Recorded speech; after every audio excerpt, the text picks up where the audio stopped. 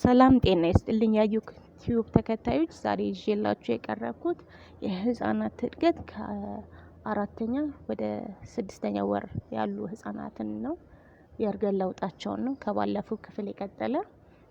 በዚህ በአራተኛ ወር ላይ ያሉ ህፃናት ጭንቅላታቸውን መቆጣጠር ይችላሉ ካለምንም ድጋፍ።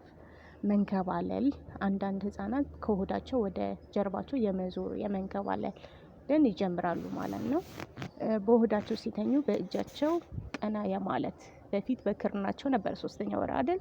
አሁን ደግሞ በእጃቸው ቀና የማለት ችሎታ ይኖራቸዋል። አመቺ ቦታ ሲያገኙ ደግሞ በእግራቸው መግፋት፣ በእጃቸው ደግሞ ማሰስን ይጀምራሉ። የታወቁ ፊቶች አካባቢዎች ደግሞ ፍላጎታቸው ይጨምራል። ደስታ፣ ጨዋታ ምላሾችን ይሰጣሉ ማለት ነው። አሻንጉሊት ሲይዙ ደግሞ አይናቸውም አብሮ ይሰራሉ ማለት ነው። አንዳንድ ህፃናት ደግሞ ጥርስ የማብቀል ይጀምራሉ ማለት ነው። ወደ አምስተኛ ወር ስናይ ደግሞ ህፃናት በደንብ መንከባለል ይችላሉ። ከሆዳቸው ወደ ጀርባቸው መንከባለል በደንብ ይችላሉ። መቀመጥ ይሞክራሉ።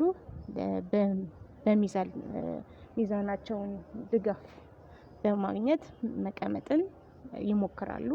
መስማት ችሎታቸው ይዳብራል። ምላሽ ስለሚሰጡ እንደ መዞር፣ እንደ መሳቅ፣ እንደዚህ ነገሮች በዛ ሰዓት የመስማት ችሎታቸው እየዳበረ ይሄዳል ማለት ነው። ነገሮችን በእጃቸው በአፋቸው ይይዛሉ። እንዲሁም መመራመርን ይጀምራሉ። ስድስተኛ ወር ላይ ያለ ህፃን ቤተሰብን እንዲሁም የሚያውቋቸው ፊቶች ላይ ሲያዩ ያውቋቸዋል። ሲመለከቱም ደስተኛ ይሆናሉ። እንግዳ ስም ግንዛቤ ይኖራቸዋል። የእንግዳ ግንዛቤ የሚኖራቸው የማያውቋቸው ሰዎች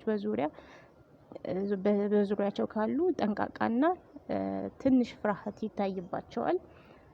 በስድስተኛ ወር ላይ ራስን ማወቅ ማለት ህፃናት የራሳቸው ነፀብራቅ በመስታወት መመልከት ያስደስታቸዋል።